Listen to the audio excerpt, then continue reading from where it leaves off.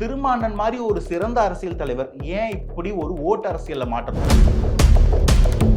திருமாறன் இங்க வந்துட்டா நாங்க ஜெயிச்சிருவோம், திருமாறன் வரலன்னா தாவேக்கா தோத்துறதுல ஸ்டாண்டு. அறப்படியாத கரத்தை வச்சுட்டு ஏன் மேன் நீ கஷ்டப்பட்டு இருக்கீங்கன்னு விசிகாவை கேட்கிறோம். தமிழ் மொழியில் இருந்து தான் பிறந்தது கர்நாடகம் சொல்லியிருக்காரு. அதுக்கு ஏன் நீங்க ஆதரவு கொடுக்கல? பெரிய தொகை காசு சம்பாதிக்க வேண்டியதெல்லாம் விட்டுட்டு வராருன்ட்டு. ஆனா இந்த அச்சம் இருக்குல்ல, அதுக்கு அது நீங்க சுடு தண்ணி ஊத்தி தான் கேட்கணும்னு அவசியம் கிடையாது. சுடுதண்ணி நல்ல தண்ணியை ஊத்தி கேட்கிறேன். கொள்கை தலைவரா பெரியார் அப்பே சொன்னாரா? அவரு இப்பதானே சொல்லியிருக்காரு பாஜக எங்கள் எதிரி, கொள்கை எதிரின்னு அப்ப சொன்னாரா? கட்சி ஆரம்பிச்சதுக்கு அப்புறம் சொல்றாரு. கட்சி ஆரம்பிச்சதுக்கு முன்னாடியே ஜோசப் விஜயன் பேர் பிராண்டிங் போட்டு லெட்டர் பேட் விட்டது யாருங்க? ரொம்ப சிம்பிளா கேக்குறேன், அதிமுக கூட்டணி போனது தப்புன்னு சொன்னீங்கல்ல, டாஸ்மாக் இங்க இடி ரைடு வந்தோடனே போய் பாஜக கை கொடுக்கணும், அது என்ன கணக்கு வச்சுக்கிட்டு ஏன் திமுக கூட்டணியில இருக்கீங்க? பிஜேபி கொள்கை எதிரியா வேற எந்த கட்சியுமே வந்து டிக்ளேர் பண்ணிட்டு உள்ள வரல. அப்படி டிக்ளேர் பண்ணிட்டு உள்ள வந்து அவங்களுக்கு ஆதரவா பண்ணா பொலிட்டிக்கல் லைஃப்க்கு சூசைட் எனக்கு தெரியுமா தெரியாது. விசிகா வந்து கூட்டணியே உருவாக்கி காட்டியிருக்கு. இந்திய கூட்டணியை உருவாக்குறதுக்கான தமிழ்நாட்டுடைய பங்களிப்பு வந்து விடுதலை சிறுத்தைகள் அதிகம் திமுக விட. இங்க அதுக்கான களம் வந்து இன்னும் சரியா வரல அப்படின்னு அதுக்கான களத்தையும் அதுக்கான நேரத்தையும் நாங்க எதிர்பார்த்தா காத்துட்டு இருக்கோம். அதுக்குள்ள வார்த்தை விடாதீங்கன்ற தெறிக்க விடும் காரம் நிறம் சுவையை தருகிறது. ஆச்சி மிளகாய் தூள் தெறிக்க விடும் காரம் நிறம் சுவை. அறுவை சிகிச்சையில் குணம் இது ஆயுட்கால நிவாரணம். டாக்டர் ஸ்ரீவர்மாஸ். திராவிட கட்சிகள் இத்தனை ஆண்டு காலமா என்ன பண்ணிட்டு இருந்தாங்களோ அதே தான் தாவேக்காவும் இப்ப பண்ணுது. என்ன புதுமையா பார்த்துட்டோம் அப்படின்ற மாதிரி கேட்கிறாரு. ஒண்ணு. ரெண்டாவது, விசிகாவே உங்க கட்சிக்கு வர ரெடியா இருக்காங்க, தாவேக்காவோட கூட்டணிக்கு வர ரெடியா இருக்காங்கன்னா விஜய் என்ன நிரூபிச்சிருக்காரு? நிரூபிக்காத ஒரு கட்சியோட நாங்க எப்படி போய் கூட்டணி வைக்க முடியும் அப்படின்ற கேள்வியும் இருக்குல்ல. ரெண்டு கேள்வி. நான் ஃபர்ஸ்ட் கேள்விக்கு அப்புறம் வரேன். ரெண்டாவது கேள்வி முதல்ல முடிச்சிடறேன். ரெண்டாவது கேள்வியில் இப்போ அண்ணன் சொன்னாரு என்ன ப்ரூவ் பண்ணியிருக்காரு அப்படின்னு. திருமணம் முதல் தேர்தலுக்கு 2 லட்சம் ஓட்டு வாங்கும்போது அதுக்கு முன்னாடி என்ன அவர் ப்ரூவ் பண்ணாருன்னு இருக்குல்ல. இந்த வாட்டி தேர்தலுக்கு வந்திருக்காரு. அவர் வரும்போது ஒரு படையோட வர்றார், அது முக்கியம். தனியாளா வரல. ஓகேங்களா? சீமானன்னா தனியாளா வந்து கத்தி கூப்பாடு போட்டு இன்னைக்கு 8% வாழ்த்துக்கள், நான் அதை இல்லைன்னு சொல்லலை. நான் ஃபர்ஸ்ட் கேள்விக்கும் செகண்ட் கேள்விக்கும் சேர்த்து என்ன பதில்னா, இவர் கூட்டம் சேர்த்து அரசியலுக்கு வந்து கூட்டம் சேர்த்தாரு. அவர் அரசியலுக்கு வரதுக்கு முன்னாடி கூட்டம் சேர்த்துட்டு அரசியலுக்குள்ள வந்திருக்காரு. ரெண்டுக்கும் அதுதான் வித்தியாசம். நான் இவர்கிட்ட என்ன சொல்ல வரேன் அப்படின்னா, இவர் கூட எலெக்ஷன் இருந்தாங்க இல்லையா, எலெக்ஷன் இருந்தவங்க செலவு பண்ணியிருப்பாங்க, அவங்களாம் இருப்பாங்க இல்லையா, அவங்களாம் இன்னைக்கு எத்தனை பேர் இன்னைக்கு இருக்காங்க? அதாவது ஒரு 234 தொகுதியில் நிற்கிறாங்கன்னா அது 234 தொகுதியில் எத்தனை பேர் இன்னைக்கு ஆக்டிவா இருக்காங்கன்றது விஷயம். ஏன் அப்படின்னா, ஒரு இலக்கு நோக்கி போற அண்ணனுக்கு ஒரு இலக்கு இருக்கலாம், ஓகேங்களா, தப்பு கிடையாது. ஒரு தலைவருக்கு இலக்கு இருக்குது, தப்பு கிடையாது. ஆனா அது கண்ணு கட்டின தூரத்துல இருக்குதான்றதான் விஷயம். நீங்க இன்னைக்கு என்னதான் அண்ணன் தனியாவே நிக்கட்டும், ஓகேங்களா, வாழ்நாள் ஃபுல்லா அவர் தனியா இருந்தாலும் கூட நிக்கிறவங்க வாழ்நாள் ஃபுல்லா வருவாங்கன்றது இது. அதே மாதிரி அப்படி நின்றாலுமே அவர் ஆயுசு காலத்துல அதை அச்சீவ் பண்ண முடியுமா? அது விஜய்க்கு முடிஞ்சிருமா? சினிமா பார்த்தவங்க எல்லாம் ஓட்டு போட்டுருவாங்க நம்பி வருவாரா?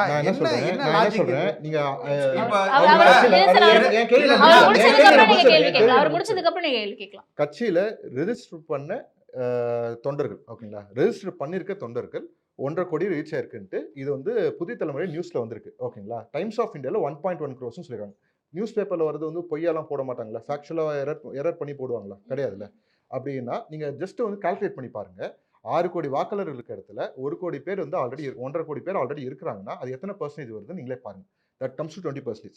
அந்த 20% தான் டிஎம்கே வரட்டும் ஏடிஎம்கே வரட்டும் அவங்க பேர் மினிமம். ஒரு தேர்தலில் தோல்வி விட்டுறாங்கன்னா அதுதான் அவங்களோட பேர் மினிமம் ஓட்டு. இவர் வரும்போது அந்த ஓட்டோட வர்றாரு, ஓகேங்களா, அதுதான் பிளஸ் பாயிண்ட்ன்ற. இதை விட என்ன ப்ரூஃப்? இத்தனை பேர் கூட நிற்கிறாங்க இல்லையா, அந்த அந்த அந்த அந்த எண்ணம் இருக்கு இல்லையா, ஒரு மாற்றம் இத்தனை வருஷமா. அதாவது வந்து நிறைய பேர் நிறைய பீரியட் ஆஃப் டைம்ல எல்லாரும் இப்போ திருமணம் எதுக்கு வந்திருப்பாரு? அரசியலுக்கு இந்த மாற்றம் வரணும்னு தானே வந்திருப்பாரு. அது கூடி வர நேரத்துல தன்னோட ஈகோ, எல்லாரும் தன்னோட ஈகோக்கு தீனி போட்டுட்டு நான் என்னால் செய்ய முடியல, அவன் மட்டும் இப்படி செஞ்சிருவானான்ட்டு கல்லுட்டு எறியுது, ஓகேங்களா. அது பண்றதுனால என்ன ஆக போகுது? கடைசி வரைக்கும் மாற்றம் வரப்போறது இல்லை. இவங்க அதே மாதிரி டிஎம்கே ஏடிஎம்கே பிளேம் கேம் ஆடுவோம். இப்போ என்ன பிரச்சனை, டிஎம்கே ஏடிஎம்கே கிடையாது, அங்க என்டிஏ ஆயிடுச்சு. அது மறந்துடுறாங்க இவங்க வந்து. நான் ரொம்ப ரொம்ப சிம்பிளாகவும் கேட்குறேன், 2021 வரைக்கும் பிஜேபி எவ்வளோ ஓட் பர்சன்டேஜ் வந்துச்சு? இந்த கடந்த 4 வருஷத்துல அவங்க வளர்ச்சி எவ்வளோ? அதுக்கு வந்து அவங்க தலைவருக்கு காரணம் அதெல்லாம் விட்டுருங்க. ஆனால் வளர்ச்சி வந்து யார் பீரியட்லன்றது ரொம்ப முக்கியமா இல்லையா, அதை மறந்துடுறாங்க எல்லாருமே. இவங்க வந்து பிஜேபி வரக்கூடாது சொல்லியே வந்துட்டாங்க உள்ள. அவங்க அது தெரியல, கால் ஊன விட மாட்டேன்னு சொன்னாங்க, அவங்க ஊனிட்டாங்கன்ற, ஓகேங்களா. இன்னைக்கு வந்து என்டிஏ கூட்டணின்ற ஸ்டேட்மெண்ட் வருதுன்னா அது ஊனிட்டாங்க தானே அர்த்தம். அது யாராலும் ஒத்துக்க முடியுமா? ஒத்துக்காம போயிடுவாங்களா? அதை மறந்துடும்ன்ற. அதே தான் அண்ணனுக்கு கேட்குறேன். நீங்கள் வந்து உங்களோட இலக்கு இருக்கட்டும். நான் இலக்கு நல்லது. நான் ஒரு 20 எம்எல்ஏ 30 எம்எல்ஏ ஒரு 50 எம்எல்ஏ உள்ள சட்டமன்றத்தில் இருக்கும்போது அது வேற. நீங்கள் வந்து ஒரு சட்டசபைக்குள்ளே இருக்கும்போது தான் தீர்மானங்கள் ஏற்ற முடியும், சட்டங்களை உருவாக்க முடியும்.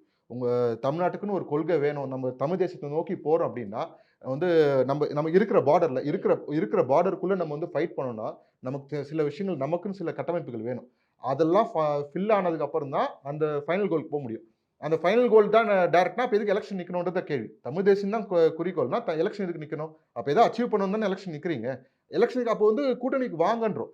நான் வரமாட்டேன் அப்படின்ற. இப்போ வந்து அண்ணனுக்கும் வந்து எங்களுக்கும் ஏன் முரண்பாடு வந்துச்சுன்னா, நாங்கள் விஜயனை வந்து சொல்லும்போது திராவிடம் ஒரு கண்ணும் தமிழ் தேசம் ஒரு கண்ணும் சொல்லிட்டார். அது வந்து அவர் டீட்டெயிலாக எக்ஸ்பிளைன் பண்ணல. இன்னைக்கு நம்ம ஒத்துக்கிட்டாலும் ஒத்துக்கலனாலும் கடந்த ஒரு ஒரு ஒரு அட்லீஸ்ட் ஒரு 70-80 இயர்ஸாக திராவிடம் இங்கே நல்ல 100 இயர்ஸ்க்கு மேலே பட் நல்ல ஊறி போய் இருக்குது. நீங்கள் அது இல்லாமல் இன்னைக்கு இங்கே அரசியல் கிடையாது. ஓகேங்களா? இங்கே தமிழ்நாட்டில் வந்து தமிழர்கள் மட்டும்தான் இருக்கும்னா வாய்ப்பும் கிடையாது. ஏன்னா இது வந்து இன்னைக்கு நேற்று கிடையாது. ஓகேங்களா? ராஜராஜ சோழன் காலத்துலேருந்து சேர சோழர் காலத்துலேருந்து எல்லா நேரமும் வந்து அது மக்கள் எல்லாமே அந்த மொழி எல்லாமே மிக்ஸ் ஆகிருக்கு. ஓகேங்களா? நீங்கள் வந்து அதை பிரிச்சுலாம் எடுத்துட முடியாது. ஓகேங்களா? பிரித்து எடுக்க முடியாத ஒரு சூழ்நிலை. அங்கே அது இல்லாமல் நீங்கள் அதை ஒழிச்சு கட்டிட்டு அதை டோட்டலாக வந்து டெமாலிஷ் பண்ணிவிடும். எதையுமே நீங்கள் டோட்டலாக டெமாலிஷ் பண்ணவே முடியாது. ஓகேங்களா?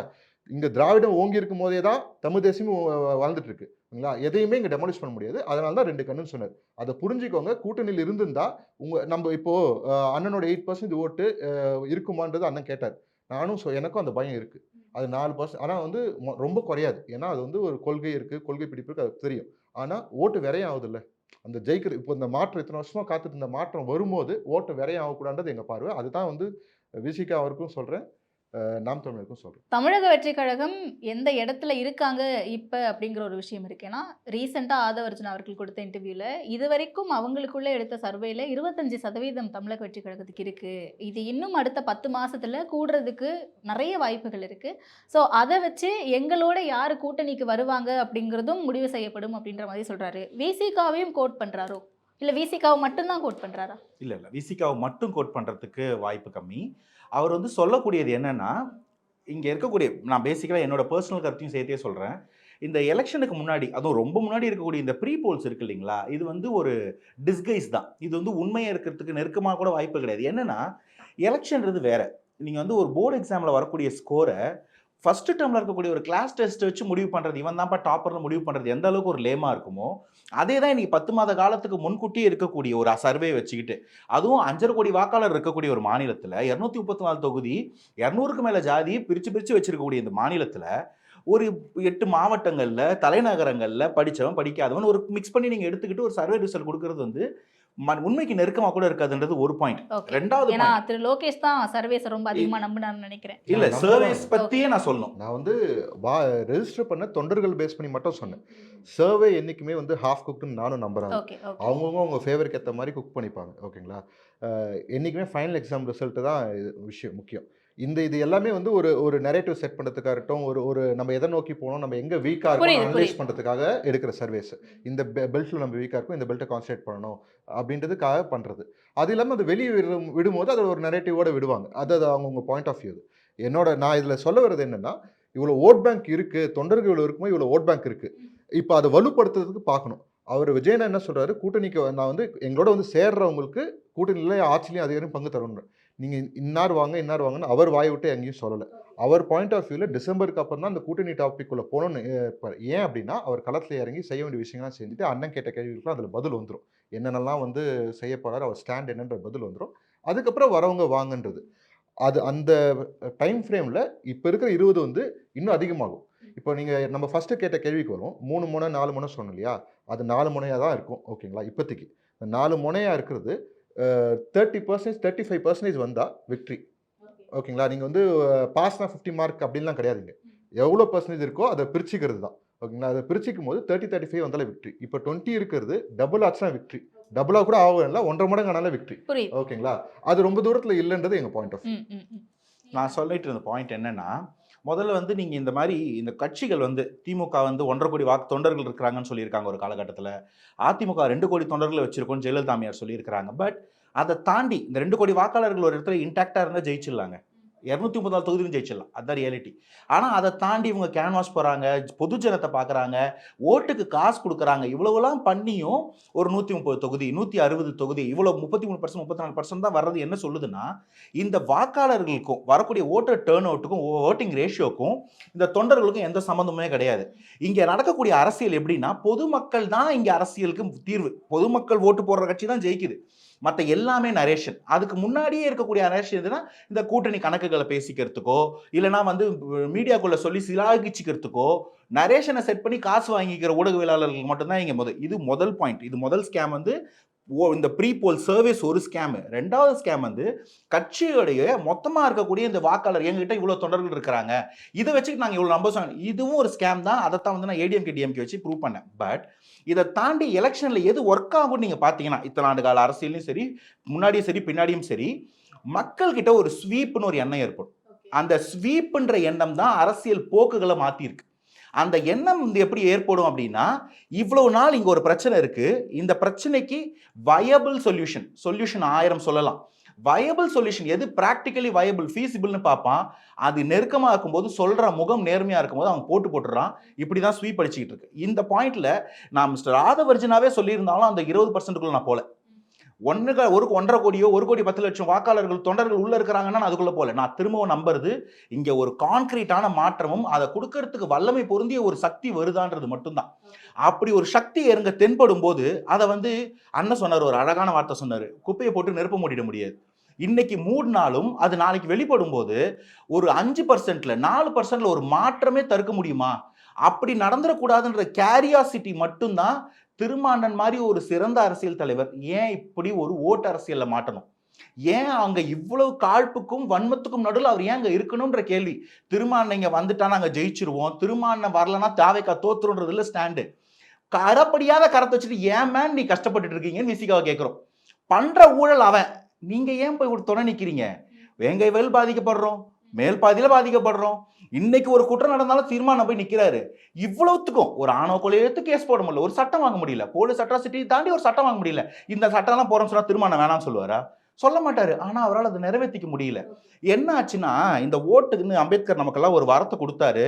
அதை 200 ரூபாய்க்கு 300 ரூபாய்க்கு விற்கிறது எவ்வளவு ஒரு கொடுமையோ அதே போல ஒரு கொடுமை தான் ரிசர்வேஷன் கொடுத்து நீங்க மேல வந்துருங்கடா, வந்து உங்க ஷேரை கிளைம் பண்ணுங்க ஆட்சியிலன்னு சொல்லி கொடுத்துட்டு போயிருக்காரு. அது 6 சீட்டுக்கு அடமானம் வைக்கிறதும் அதே மாதிரி ஒரு கொடுமை தான். அப்படிதான் உங்களுக்கு 6 சீட்டு வாங்கி 4 சீட்டுக்கு ஆட்சி பங்குல இருக்கணும்னா வேணாம், திருமாவளவனுக்கு அது வேணாம். நாங்க இவ்வளவு நேரம் விசிகாவை கார்னர் பண்ணி நினைச்சிருப்பீங்க. இல்ல, திருமாவளவனோட ஸ்டேச்சர் பெருசு. காங்கிரஸ் தமிழகத்துல இருக்க காங்கிரஸை விடவும் மதிமுகவோடவும் கம்யூனிஸ்ட் விடவும் நாங்க எல்லாம் திருமாவளவனை மதிக்கிறோம். நீங்க ஏன் நாங்க நிக்கணும்? அவங்க எல்லாருக்கும் நீங்க தானே தளபதி, நீங்க ஏன் நாங்க நிக்கணும்? நீங்க வாங்கன வெளியே தாவேக்கோட வாங்கன்னு சொல்ல, அதுதான் வெளியே வாங்கினா எப்படி வர சொல்றீங்க? எங்களுக்கு வழி சொல்லணும், திருமாவளவனுக்கு நாங்களா வழி சொல்லணும். திருமாவளவனுக்கு வழி தெரியும். பிரச்சனைனா இவ்வளவு அநீதிகள் அவமரியாதைகள் நடக்குது, தூக்கி போட்டு வாங்கினே, வெளியில வாங்கினேன். அந்த 6 சீட்டு உங்களுக்கு பிரச்சனை இல்லைன்னா நீங்க தனியா நிலையில் ஜெயிக்கலாம். தனியாவே திருமான 2 லட்சம் ஓட்டு வாங்கினாருல, இப்ப கரைஞ்சிருக்குமா? இல்ல, ஓட்டு இருக்கு. அந்த ஓட்டு எல்லாத்தையும் இந்த யானை தான் பலத்தை தெரியாம எங்கேயா போய் வேலை செஞ்சுக்கிட்டு இருக்கோம். யானைக்கு கோவம் வந்தாதான் யானையோட பலம் என்னன்னு யானைக்கு தெரியும், பாகன்னு தெரியும். அது வரைக்கும் 6 அடி பாக 600 கிலோ யானையை வேலை வாங்கிட்டு இருப்பான். அதே தான் நடக்குது இங்க திருமானனுக்கும். நீங்க அங்க இருக்கணும் அவசியம் இல்லை.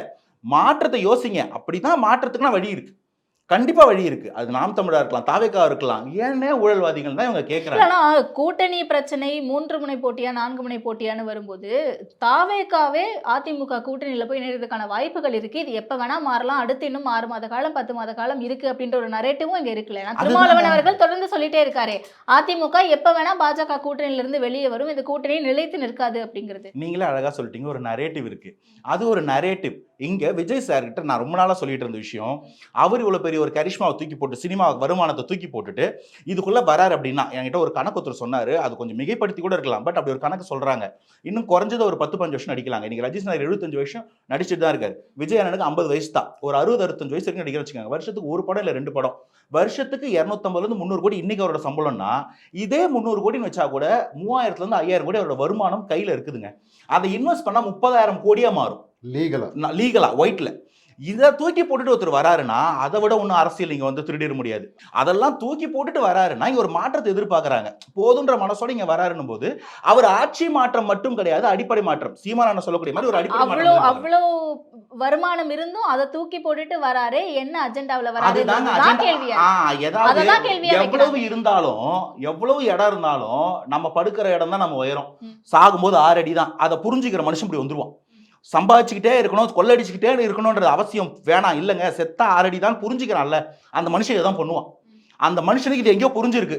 டிப்பிக்கலாக நான் பர்சனலாக விஜய் சார் பற்றி ஃபீல் பண்ணதை சொல்கிறேன். இது வரைக்கும் நான் சொன்னதே கிடையாது எங்கேயும். கேப்டனோட மரணமும் புனித் ராஜ்குமாரோட மரணமும் விஜய் சாருக்கு ஒரு இம்பாக்ட் கொடுத்துருக்கு.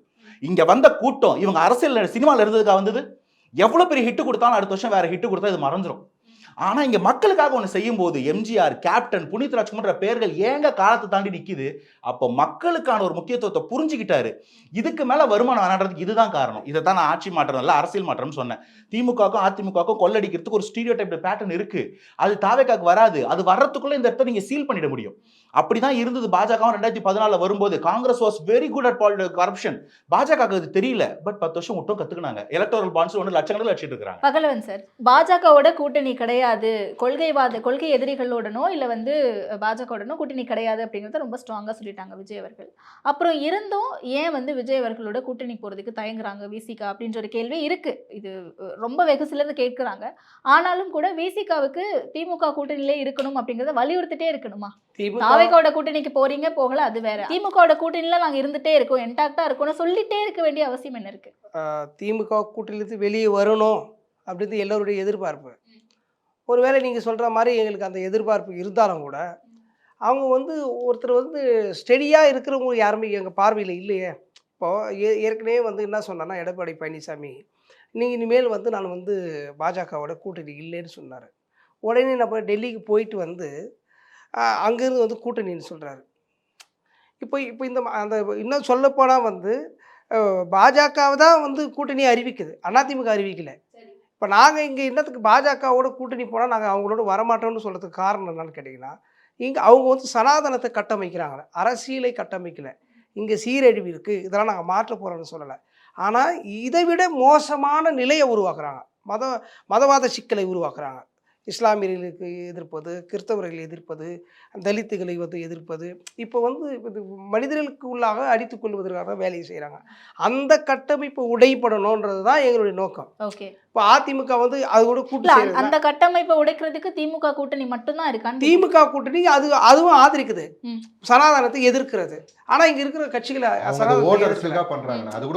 சனாதனத்தை அவங்க வந்து பாஜகவை எதிர்க்கிறாங்க, மற்ற யாரும் பாஜக எதிர்க்க மாட்டாங்க. விஜய் ஸ்ட்ராங்கா சொல்றாரு, நான் எதிர்க்கிறேன்ட்டு, கொள்கை எதிரின்னு சொல்றாரு. சரி, எங்க எதிர்த்தாரு? அரசியல் எதிரை விட கொள்கை எதிரி தான் பெருசுன்னு பேசுறாங்கல்ல எல்லாரும். எங்க எதிர்த்தாரு? இப்போ வந்து அண்ணாவையும் பெரியாரையும் வந்து விமர்சனம் பண்ணாங்க. அண்ணா பெரியாரை வந்து அவர் ஒரு தலைவராக வச்சு இது பண்ணாரு இல்லையா? அப்போ எதிர்த்து பேசும்போது கடன் குரல் ஏன் எழுப்பணும்ல? இப்போ செயற்குழு கூட்டத்தில் என்ன சொன்னாங்க? ஏங்க செயற்குழு பேசுறது ஒரு டைம் பீரியட் ஒன்னு இருக்குல்ல, உடனே இமிடியேட் ரெஸ்பான்ஸ்க்கு நீர்த்து போன பிறகு தீர்மானம் நிறைவேற்றுறதுங்கிறது வேற தானே. அவங்க அப்படி அடிச்சு தான் நீங்க அப்படி சொல்லும் போது எங்களுக்கு நம்பிக்கை வரும். பேசும்போது நம்ம அவங்க ரியாக்ட் பண்றோம்னு வச்சுக்கோங்களேன், நம்ம ரியாக்ட் பண்ண அவங்க வேணே அடிச்சுட்டே இருப்பாங்க. அது அவங்களோட வேலையே அதுதான். செய்யறவங்க அப்படி செய்யறவங்களை வளர்த்து வரது. திமுக வந்து எதிர்க்குதுன்றாரு, அது அவங்க அரசியலுக்காக பண்றாங்க, ஓட்டு அரசியலுக்காக அவங்க பண்றாங்க. அண்ணா வந்து அது உண்மையிலே எதுக்குறாரு. உண்மையிலே எதுக்குறவங்க அங்கிருந்து எதுக்க கூடாது, தப்பான இடத்துல இருக்கீங்கன்றத அங்க சொல்ல ட்ரை அதான் அவர் அடுத்து சொல்ல வந்தா. நான் என்ன சொல்றேன், வந்து நமக்கு வந்து இங்க கூட்டணின்றது வந்து நம்மளோட வந்து ஸ்ட்ராங் பேஸ் ஒருத்தர் கூட இல்லை. நமக்கு வந்து இந்த ஸ்ட்ராங் பேஸ் வேணும்னு சொல்றோம். நீங்க வந்து இப்போ எடப்பாடி பழனிசாமிக்கு முன்னாடி இந்த அம்மா ஜெயலலிதா வந்து எந்த காலத்திலும் அதிமுக பாஜகவோட கூட்டணி இருக்கவே கூடாதுன்னு அவங்க ஒரு ஸ்டாண்டே எடுத்து வச்சிருந்தாங்க. எந்த காலத்திலும் பாமகவோட கூட்டணி இல்லைன்னு சொன்னது அதிமுகவுடைய முன்னாள் பொதுச் செயலாளர் அம்மையார் ஜெயலலிதா. ஆனால் இது ரெண்டுமே மாறி நீங்கள் 2 இடத்துலையும் இருக்கிறீங்க. உங்களோட நிலைப்பாடு வந்து நம்பிக்கைத்தன்மை எங்களுக்கு கொடுக்கல. அப்போ உங்களை நம்புறதுக்கு நாங்கள் தயாராக இல்லை. அப்போ இவங்க வந்து சின்ன சின்ன அமைப்புகள் இருக்குது, அவங்களுடைய அமைப்புகள்லாம் வந்து என்னவாக இருக்கிறாங்க, எந்த ஸ்டாண்டில் வருவாங்க போவாங்கிறது நமக்கு தெரியல. அப்போ நீங்க வந்து லீட் பண்ணுங்கப்போ. அதாவது அதுதான் 4 முனை போட்டின்னு வரும்போது நான்கு போட்டி யாரு அங்கீகாரம் பெற்ற இல்லைங்க, கட்சியா நாம் நீங்க- தமிழர் கட்சியா அந்த இடத்துல நிறுவுறாங்கல்ல, நிறுவல ஊடகங்கள் சதி பண்ணது இதெல்லாம் வேற. நாம் தமிழர் கட்சி அங்க இருக்காங்க. அந்த போட்டியில ஏன் விசிகா கூட்டணி அப்படின்ற ஒரு இடத்துல இருக்குங்கிறதான் கேள்வி. அதாவது விசிகா வந்து கூட்டணியை உருவாக்கி காட்டியிருக்கீங்க. அதுதான் நான் திரும்ப திரும்ப சொல்கிறேன். இந்த விசிகா வந்து கூட்டணியே உருவாக்கி காட்டியிருக்கு. இன்னும் சொல்லப்போனால் இந்திய கூட்டணியை உருவாக்குறதுக்கான தமிழ்நாட்டுடைய பங்களிப்பு வந்து விடுதலை சிறுத்தைகள் அதிகம் திமுக விட உருவாக்கி இருக்கு. ஆனால் இங்கே அதுக்கான களம் வந்து இன்னும் சரியாக வரலை அப்படின்னு அதுக்கான களத்தையும் அதுக்கான நேரத்தையும் நாங்கள் எதிர்பார்த்தா காத்துக்கிட்டு இருக்கிறோம். ஆனால் அந்த நேரமும் காலமும் இன்னும் அமையலை, அதுக்கான சரியான முறையில் வரலை. அதுக்குள்ள வார்த்தை விடாதீங்கன்ற. இல்ல அவரு நாங்க வரோம், ஆனா நீங்க நிலைப்பாட்டுல ஸ்ட்ராங்கா இருக்கீங்க அப்படிங்கறத ப்ரூவ் பண்ணவே இல்லையே அப்படின்றார். பாஜக எதிர்ப்புன்னு வெறும் வார்த்தையில மட்டும் சொல்லிட்டா போதுமான்னு கேக்குறாரு. எங்களோட பெர்ஸ்பெக்டிவ் வேற. ஓகேங்களா, இப்போ ஒருத்தர் வந்து ஒரு ஒரு சாக்கடை இருக்குன்னு வச்சுக்கோங்களேன். அந்த சாக்கடை இருக்குன்னு தெரியும், ஒன்று அதை க்ளீன் பண்ணணும். ஓகேங்களா, அதில் கல்லுட்டு இருந்துனே இருக்கக்கூடாது. ஓகேங்களா, அவங்க அந்த இப்போ நான் அண்ணன் என்ன சொல்கிறாரு, அவங்க வந்து அண்ணாவையும் பெரியாரையும் பேசிட்டாங்கன்னு. நான் என்ன சொல்கிறேன், அந்த மாநாட்டே தப்புன்றேன். ஓகேங்களா, நீங்கள் அவங்க 2 பேரை பேசுனதை பற்றி தப்புன்னு பேசுங்க, அந்த மாநாடே தப்புன்றேன். ஓகேங்களா, இப்போது எப்போ சொல்கிறீங்க அதை?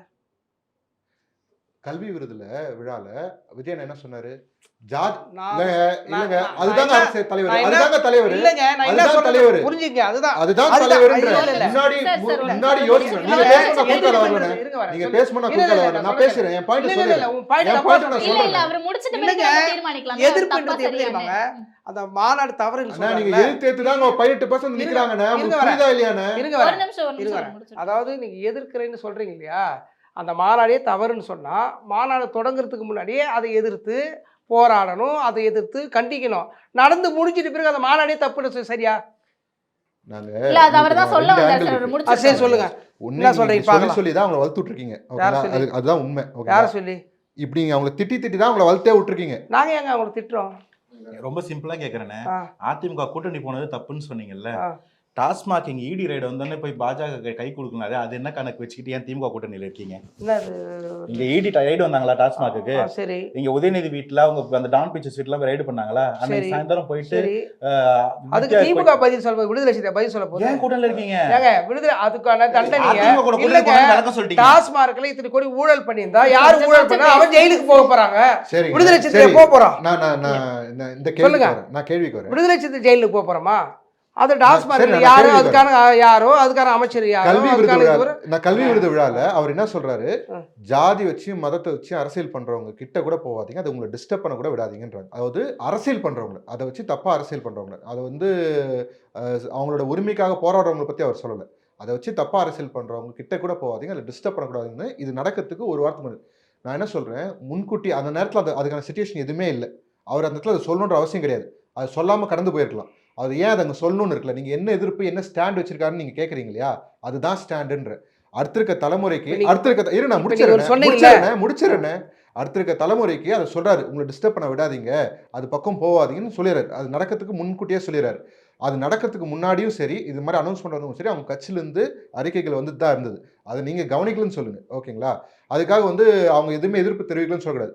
ஒருத்தங்க கொள்கை எதிரின்னு சொல்லிட்டு பிஜேபி கொள்கை எதிரியா வேற எந்த கட்சியுமே வந்து டிக்ளேர் பண்ணிட்டு உள்ள வரல. அப்படி டிக்ளேர் பண்ணிட்டு உள்ள வந்து அவங்களுக்கு ஆதரவா பண்ணா அது சூசைட் அப்படின்னு யாருக்கு தெரியாம இருக்குமா? விஜயனோட இதுக்கு நீங்க வந்து ஒரு காமன் மேனுக்கு யோசிங்க. காமன் மேன், நீங்க விஜயனா விட்டுருங்க, ஒரு காமன் மேனுக்கு நான் சொல்றேன் பிஜேபி கொள்கை எதிரின்னு சொல்லிட்டு நாளைக்கு போய் அவங்களோட கை கொடுக்குன்னா அது என்னோட சூசைட், என் பொலிட்டிக்கல் லைஃப்க்கு சூசைட் எனக்கு தெரியுமா தெரியாதா? அவ்வளோதான் சிம்பிள். நீங்கள் நம்புறதுக்கு தயாரா இல்லை. உங்களுக்கு நான் அதுதான் ஃபர்ஸ்ட் உங்ககிட்ட கேள்வி கேட்டேன், நீங்கள் ஆளுங்கட்சியில கூட்டணியில் இருக்கணும்னு நினைக்கிறீங்களா அப்படின்னு நான் கேட்ட கேள்வி இதுதான். ஓகேங்களா, நான் ரொம்ப சிம்பிளா கேட்கிறேன். நான் என்ன கேட்கிறேன், திமுக ஊழல் பண்ணலையா, ஒத்துப்பீங்களா இல்லையா? எஸ் ஆர் நோ பைனரியா சொல்லுங்க. திமுக ஊழல் பண்ணுதா இல்லையா, அது மட்டும் சொல்லுங்க. பண்ணா அனுபவிக்க போறாங்கன்னு நான் சொல்றேன். பண்ணா அனுபவிக்க போறாங்க, பண்றாங்களா இல்லையா அது சொல்லுங்க. எஸ் ஆர் நோ நான் சொல்றேன். அவ்வளவு ஏன் அவ்வளவு கஷ்டப்படுறீங்க? நீங்க இப்ப முட்டு கொடுக்குறீங்க தெரியுதா? முட்டு கொடுக்குறீங்க சார். அவங்கள கைது பண்ண நாங்க சொல்லுவோம். நான் ரொம்ப கேக்குறேன். இல்லங்க, நாங்க அவங்க கைது ஊழல் பண்றாங்களா இல்லையா? சரி, இப்ப தேர்தல் களத்தை சுத்தி தான் போய்கிட்டு இருக்கு பிரச்சனை. ரெண்டு கேள்விக்கான பதில் நான் சொல்லிடுறேன். ஒன்று வந்து அண்ணன் அவர்கள் சொன்னது, எப்படி வந்து நாங்கள் கூட்டணியை விட்டு வெளியில் வரோம். இன்னைக்கு எப்படி வருவோம் நான் சொல்லிடுறேன். ஊழல் திமுக பண்ணுதோ இல்லையோ, அது செய்யக்கூடிய அராஜகங்கள். நண்பர் கேட்டார், ஒரு இடி ரெய்டு போனாங்களே, நீங்கள் ஏன்ட்ட கேட்கக்கூடாது திமுகட்ட கேட்கணுன்னாங்க. நாளைக்கு இந்த கூட்டணி கட்சியை வைத்துக்கொண்டு நீங்கள் 10 தொகுதியில் தான் உங்களுக்கான சின்னத்துக்கு வாக்கு கேட்க போறீங்க. மீதி இருக்கிற 224 தொகுதிக்கும் விடுதலை சிறுத்தைகள் நேரடியாக போய் வாக்குகளை கேட்க போகுது. எந்த சின்னத்துக்கு? உதயசூரியன் சின்னத்துக்கு. அப்போ மக்களிடம் போய் யார் சின்னத்துக்காக நீங்கள் வாக்கு கேட்பீங்க? உதயசூரியன் சின்னத்துக்கு. அப்போ மக்கள் உங்களிடம் கேள்வி கேட்பார், இந்த சின்னத்தை வைத்திருந்தவர்கள் இன்றைக்கு ஊழல் செஞ்சுருக்காங்களே, இவங்க வீட்டில் ரெய்டு போடுச்சு, இவங்களுக்கு இவ்வளோ கொள்ளை அடிச்சிருக்காங்களே, அதுக்கு யார் பொறுப்பேற்கணும்? யார் பதில் சொல்லணும்? விடுதலை சிறுத்தைகள் பதில் சொல்லணும், வைக்கி தலை குனியணும். சொல்ல மாட்டோம். அந்த இடத்துல எப்படி சொல்லாம இருக்க முடியும்? சொல்ல மாட்டேன். நான் சொல்றேன், நீங்க சொல்லுங்க. நான் சொல்றேன். இல்லையா? அந்த இடத்துல யாரு தேவையில்லாம அந்த பழியும் தலையில சுமக்கணும்? அப்படி சுமக்கணுமா? கேள்வி. 10 தொகுதிக்காக 224 தொகுதிகளும் அவர் சேர்க்கணும். இது ரெண்டாவது. நீங்கள் கூட்டணியை வைத்துக்கொண்டு உங்கள் கூட்டணியில் இருக்குவது எல்லா இடத்திலையும் உங்கள் கொடிகள் அவர்கள் கொடிகளோடு சேர்ந்து குத்தி பக்கத்துல குத்தி அவங்களால எல்லா தொகுதிக்கும் போக முடியுமான்னு முதல்ல உறுதிப்படுத்த சொல்லுங்க. இன்றைக்கு 2021 தேர்தலில் பல தொகுதிகளில் விடுதலை சிறுத்தைகள் கொடிகள் தனியாக கிழிக்கப்பட்டன. இதை இப்போ நடந்த மாநாட்டில் அண்ணன் திருமாவர்கள் வருத்தம் தெரிவிச்சிருக்காரு. இன்னைக்கு வரைக்கும் எங்களால் எங்கள் கொடியை ஏற்ற முடியல, எங்கள் கொடியை போட முடியல, எங்கள் கொடியை கிழிக்கிறார்கள்னு. அப்போ இந்த சிக்கல்களுக்கெல்லாம் தான் நான் சொல்றது, ஏன்னே நீங்க மறந்து திருப்பி அவர்களுக்காக பழிகளை சுமக்கிறீங்க. ரெண்டாவது, அவரை விட்டுருங்க. நண்பர் சொன்னார் இல்லையா, இன்னைக்கு 1.5 கோடி தொண்டர்கள் வச்சிருக்காங்க, 2 கோடி தொண்டர்கள் வச்சிருக்காங்க, 2 கோடி உறுப்பினர்கள் வைத்திருக்கிற எல்லாம் வெற்றி பெற முடியாது, அது தேர்தல் கணக்கே அல்ல. அதுக்கு அவர் தெளிவாக விளக்கம் சொல்றாரு. சரியா? அவர் தெளிவாக விளக்கம் சொல்றாரு. நீங்கள் உறுப்பினர்களை வைத்துக்கொண்டு 20% நீங்க சொல்லாதீங்க. இன்னைக்கு 43% வாக்குகளை திமுக பெற்று வெற்றி பெறுறது. சரிங்களா? போன தேர்தலில் 2021 43% பெற்றவர்கள் வெற்றி. இன்னைக்கு அவர்களிடம் உண்மையாக இருக்கக்கூடிய வாக்குகளே பார்த்தீங்கன்னா 12% தாண்டாது. கிட்டத்தட்ட 15 கட்சியோட கூட்டணி, இதை தாண்டி கிறிஸ்துவ இயக்கங்கள், இதை தாண்டி இஸ்லாமிய அமைப்புகள் எல்லாம், இதை தாண்டி சாதி அமைப்புகள், இவர்கள் எல்லாம் சேர்த்து வாக்குகள் போட்டு தான் இன்னைக்கு 43% வந்து. அவர்களுக்கே இந்த நிலைமை. அவர்களும் 1.5 கோடி தொண்டர்கள் வச்சுருக்காங்க. 60 ஆண்டு 70 ஆண்டு காலமாக பாரம்பரியமாக நீங்கள் அந்த கட்சி வச்சுருக்காங்க. திராவிடத்தை ஒன்றுமே செய்ய முடியாது, வீழ்த்த முடியாது, ஒரு வெற்று பிம்பத்தை இதனால் வச்சு சொல்கிறாங்க. இவர் சொல்கிறார் இல்லையா, திராவிடம் தான் இந்த மக்களுக்கு ஒன்றுமே கிடையாது, திராவிடங்கிறது பொய்ங்கிறத உடச்சி தான் நீங்கள் அரசியல் பண்ணணும். நீங்கள் அதே சொல்கிறதுக்கு இன்றைக்கி ஒரு கட்சி தேவையில்லை, இந்த மக்கள் ஏற்றுக்க மாட்டாங்க. அப்போ இந்த மண்ணுக்கு ஒரு மாற்றாக இந்த மண்ணை இது நாள் வரைக்கும் திராவிடம் என்ன தீமைகள் செய்தது அதை சொல்லி அவர்களுக்கு நேர் எதிராக சொன்னால் தான் நீங்கள் மக்கள் ஏற்பாங்களே தவிர, நீங்களும் அதை ஒத்து ஊதுற மாதிரி திராவிடமும் செய்திருக்கு, திராவிடமும் நாங்கள் எதிர்க்கவில்லைன்னு நீங்கள் ஒரு நான் பேசி முடிச்சிடறேன். ஒரே சைடு நீங்கள் அவர்களுக்கும் சேர்ந்து கோல் போடுற மாதிரி இந்த சைடு ஒரு கை, லெஃப்டில் ஒரு கை, ரைட்டில் விட்டு வைக்காதீங்கிறேன். எதிர்க்கிறதா நேரடியாக எதிருங்க. எனக்கு பிஜேபி எதிரி, நாங்கள் சொல்கிறோம் மனித குலத்தின் எதிரிங்கிறோம். இவர் சொல்கிறார் கொள்கை எதிரின்னு. கொள்கை எதிரி எப்போ வேணாலும் கொள்கை மாறிக்கலாம். கொள்கை நான் சொல்லிடுறேன், கொள்கையில் மாற்று உள்ளவர்கள் இன்னைக்கு ஒன்னா இணைஞ்சு தேர்தலில் பயணிக்கிறாங்களா இல்லையா? இன்னைக்கு சொல்லக்கூடிய வார்த்தை இன்னைக்கு சொல்லக்கூடிய வார்த்தை இல்ல, நான் சொல்லிடுறேன்.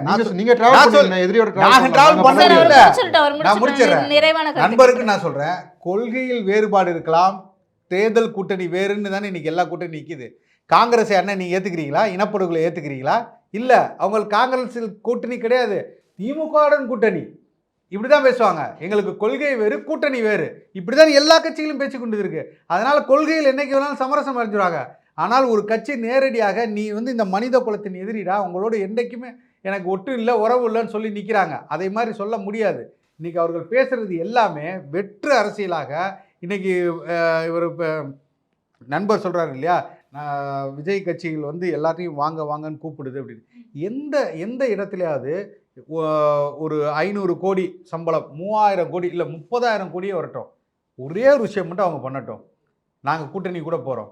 இன்றைக்கி வெளிப்படையாக இந்த படம் வருது, சனநாயகன் படம் வருது. இதற்கு முன்பாக காவிரியில் ஏண்டா தண்ணி தர மாட்டீங்க, இது எங்களின் உரிமை, சரியா? தமிழ் மக்களின் உரிமை, நல்ல வார்த்தையை கவனிங்க, தமிழ் மக்களின் உரிமை. இன்னைக்கு நதிநீர் ஆணையம் சொல்லப்பட்ட அளவில் உள்ள நீரை நீங்கள் பகிர்ந்து கொடுக்க வேண்டும் அப்படின்னு ஒரு ஸ்டேட்மெண்ட், ஒரே ஒரு ஸ்டேட்மெண்ட். முல்லை பெரியாற்று அணையில் நீங்கள் தடுக்கக்கூடாது, அங்கு இதை நீங்கள் அணையை உயர்த்தி கட்டக்கூடாது, அங்கு மரம் ஒன்று பெரிய சிக்கலாக இருக்கிறது, அதை வெட்டுவதற்கு நீங்கள் அனுமதி கொடுக்க வேண்டும், கொடுத்தால் அந்த இடத்தில் வரக்கூடிய அணையில் இருந்தக்கூடிய நீரை நாங்கள் அகலப்படுத்தலாம், அதற்கு நீங்கள் வழிவகை செய்யுங்கள் அப்படின்னு ஒரு ஸ்டேட்மெண்ட் கொடுத்துட்டாருன்னா தமிழ் மக்களுக்கு, தமிழக மக்களுக்கு உண்மையாக நிற்கிறாரு. இந்த 3000 கோடி 30,000 கோடி போகிறவருக்கு இந்த 300 கோடி ஜனநாயகம் படத்துக்கு எதுக்கு யோசிக்கணும்? கமலஹாசன் யார் அவர்? அதே துறைத்துறையில் சேர்ந்தவர். அவருக்கு ஒரு மிகப்பெரிய பிரச்சனை. அவர் வந்து உண்மையை சொல்லியிருக்காரு. தமிழ் மொழியில் இருந்து தான் பிறந்தது கன்னடம் சொல்லியிருக்காரு. அதுக்கு ஏன் நீங்கள் ஆதரவு கொடுக்கல? ஏன் மௌனம் சாதிச்சிங்க? இதெல்லாம் தான் எங்களுக்கு கேள்விக்குறியாக நிற்குது. என்னைக்காக இருந்தாலும் நீங்கள் அவர்கள் பக்கம் போய்விடுவீர்கள், நீங்கள் அமைதியாக இருக்கிறீங்க. நான் வரவேற்கிறேன், பெரிய தொகை காசு சம்பாதிக்க வேண்டியதெல்லாம் விட்டுட்டு வராருன்ட்டு. ஆனா இந்த அச்சம் இருக்குல்ல, அதுக்கு அது நீங்க சுடு தண்ணி ஊத்தி தான் கேட்கணும்னு அவசியம் கிடையாது. சுடு தண்ணி நிறைய நல்ல தண்ணியை ஊத்தி நான் என்ன சொல்றேன், நான் சுடு தண்ணி ஒரு நிமிஷம் நீங்க அதை முடிச்சிருங்க. நான் நிறைவான கேள்வி கேட்டுறேன். அதுக்கான நான் 2 விஷயத்துக்கான பதில் சொல்ல நினைக்கிறேன். எதிரின்னு சொல்றோம், ஓகேங்களா? கொள்கையில அவங்களுக்கும் எனக்கும் முரண்பாடு அப்படின்னு நாங்க சொல்லல. எதிரின்னு சொல்றோம். எதிரியோட என்னைக்குமே கூட்டணி கிடையாது, ஓகேங்களா? அது விஷயம், ஓகேங்களா? எதிரியோட போய் என்னைக்குமே கூட்டணி வைக்கவே முடியாது, ஓகேங்களா? 2வது விஷயம், நீங்க இதே காவிரிக்காக அவர் வந்து போராட்டத்துக்கு இறங்கி இருக்காருங்களா இல்லையா? சினிமா அது நடிகரா இருக்கும்போது நடிகர்கள் சங்கம் நடத்துறதுல அவரும் ஒன்னா போய் உட்கார்ந்துருக்காரு, அவ்வளவுதான். கட்சியாக இன்றைக்கு நிலைமை என்ன பண்ணிருக்காங்களா இல்லையா சார்? என்ன பண்ணிருக்காங்களா இல்ல சார்? நீங்க ஸ்டாண்ட் கேக்குறீங்க சார். கட்சி ஆரம்பியா சார்? ஏங்க பண்ணவே இல்லைன்னு சொல்லக்கூடாது. கட்சி ஆரம்பித்தவருடன் கட்சி நிலைப்பாடை தான் பத்தி பேசணும். கட்சி நிலைப்பாடு என்ன? நீங்க தானங்க சினிமா பத்தி உள்ள இருக்கீங்க. நான் எங்க இழுத்தேன் பெரியார் பத்தி. நீங்க ஜனநாயகன் படத்துல யாருங்க உள்ள இருக்கு? பெரியார் அப்பவே எதிர்த்திருக்காரா, இப்ப மட்டும் ஆதரிக்க வாசல் போறாரு. ஒரு நிமிஷம் முடிச்சிட்டோம் சார். என்ன பேசணும்? கொள்கை தலைவரா பெரியார் அப்பே சொன்னாரா? அவரு இப்பதான் சொல்லியிருக்காரு. பாஜக எங்கள் எதிரி, கொள்கை எதிரின்னு அப்ப சொன்னாரா? கட்சி ஆரம்பிச்சதுக்கு அப்புறம் சொல்றாரு. கட்சி ஆரம்பிச்சதுக்கு முன்னாடியே ஜோசப் விஜயன் பேர் பிராண்டிங் போட்டு லெட்டர் பேட் விட்டது யாருங்க? சும்மா தேவையில்லாம வரலாறு திருச்சி பேசக்கூடாது. வரலாறு திருச்சி பேசக்கூடாது. முடிச்சிடலாம் சார், முடிச்சிடலாம் சார். அவர் நீங்க வந்து நான் மறுபடியும் சொல்றேன், நீங்க தேவையில்லாம ஊத்தாதீங்க. நீங்க எதிர்க்க வேண்டிய எதிரி வேற, ஓகேங்களா? நம்ம 2 பேர் சண்டை போட்டுங்கிறத பார்த்தா அவங்களுக்கு தான் குளுமையா இருக்கும். தேவையில்லாத வேலை இது உங்களுக்கு, ஓகேங்களா? நான் அதான் சொல்றேன், பிராக்டிகலா பேசுவோம். தெறிக்க விடும் காரம் நிறம் சுவையை தருகிறது. ஆச்சி மிளகாய் தூள் தெறிக்க விடும் காரம் நிறம் சுவை.